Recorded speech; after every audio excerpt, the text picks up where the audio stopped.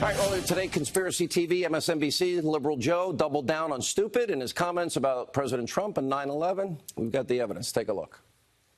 The retweeting of neo-Nazi videos, Charlottesville. I mean, I could go on and on. What he said about majority black countries.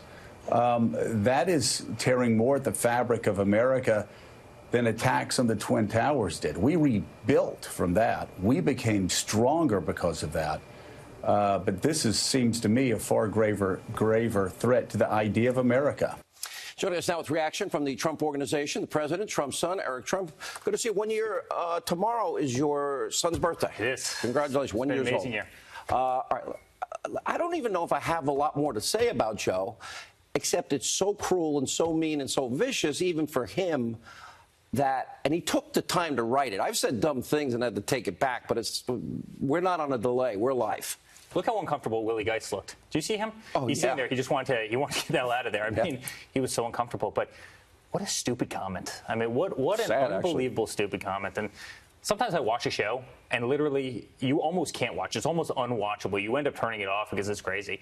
9/11 was the greatest tragedy probably in the history of this country. You had 3,000 innocent people perish that day to absolute savages. It's horrible. He compares that to a man who gave up his life to run for commander-in-chief to better this country, and by every economic measure, by every quantifiable measure, this country is doing better.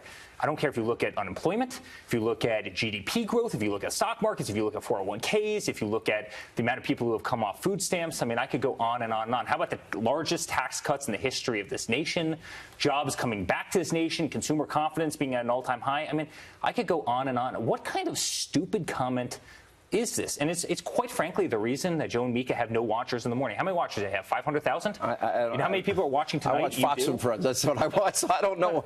Yeah. I mean, it's silly. People are tired of this. You know. It's just there's nonsense. A certain insensitivity, meaning, but this is Trump derangement. You're right. Let's say that some people don't like your dad's style. That he fights on Twitter. That he takes on all comers. That he's combative. He doesn't apologize for things that the political class demands he apologizes for. So what? For me, we got 4 million more Americans working. We got 4 million fewer Americans on food stamps. All the things you talked about.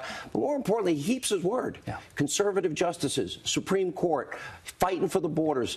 You know what? I would say not having a missile fired over Japan since December is pretty successful. Hostages home, remains of soldiers home. That to me is, and everyone thought he'd start World War III. Kind of worked out differently and better for the whole world. You know, those savages that took down the World Trade Center, that flew a plane into a field in Pennsylvania, that flew a plane into the Pentagon, they are largely gone because of the actions of my father over the last 24 months. If you go back 24 months, all you heard about ISIS, ISIS, ISIS every day. I mean, he put a war on them like they've never seen before. He unhandcuffed the military. He let the guys who do the best job in the world, the brave men and women, go after these people, go after these savages.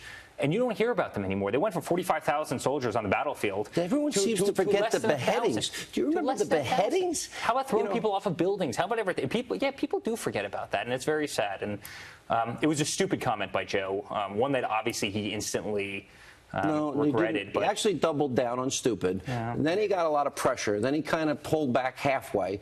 Look, I don't call for boycotts. I don't want anybody to be silenced. In the end, it's always conservatives that they want to silence. He can say whatever he wants, and people have the power to watch or not watch. Let me talk about these elections in 56 days. I keep saying it's the most important midterm in our life.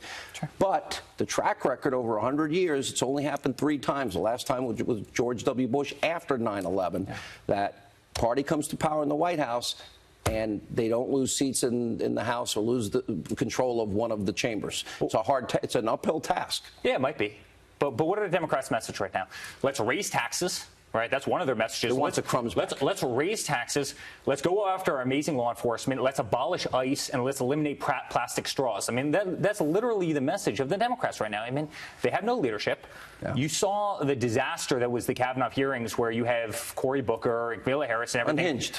They're up there grandstanding. I mean, the poor guy didn't even get to speak for the first 7 hours of the hearing because they're sitting there going back and forth, running for president of the United States up, on the stage. I mean, it's crazy. I don't think America's into that, right? You look at how well the economy's doing. You look at how good we've done in the war of terror. You raise a good point. But your dad's a charismatic guy. A lot of people voted for him in 2016. It's hard to transfer charisma to some of these candidates. They suck. Yeah. I mean, they're weak. They don't have a backbone. But they're not going to impeach your dad. I believe Maxine Waters and Chuck Schumer reveal what their strategy is. They want their crumbs back. They want to rescind the tax cuts. They don't want conservative justices. They want to abolish ICE, as you said. They want to keep Obamacare. Name one thing that they're offering the working men and women in this country, the forgotten men and women, that's going to make their lives better. And then Obama comes out and takes credit for it this week, which is truly shocking, right? I mean, they all fought against this tax cut, the greatest tax cut in the history of the country that puts so much fuel into our economy and is causing all these unbelievable numbers that we're seeing every single day. You see what the Atlanta Fed just projected? They all voted against this. They projected 4.7 GDP for the third quarter. It's amazing. And by the way, they had to revise GDP upward to 4.2 this quarter. And do you remember the New York Times and the LA Times? They all made fun of my father during the election. You know, he says he can get above 3% GDP. There's no way he can get above 3% GDP. He's dreaming. Then he gets 4.2% GDP, and they're crickets, right? They're talking about Omarosa. They're talking about some crazy book that comes out this week. I mean, no matter what he does, they won't give him credit, and it's horrible. But you know what? The people of this country... You're pretty calm about it. I'm not as calm as you. The people of this country are really smart. They see through nonsense. They see through BS. And but in 56 days, if they want this to continue... Sean, he's going to... Yeah, it's better go out and vote. But wait, by voting for Republicans, you're helping him succeed at the mission... that you elected in 2016. That's right. And if you don't, you're effectively voting against him. But he's going to do incredibly well. He's going to keep winning for this country. And he's going to win again in 2020. Is there a reason for the new look or what? Do you like it?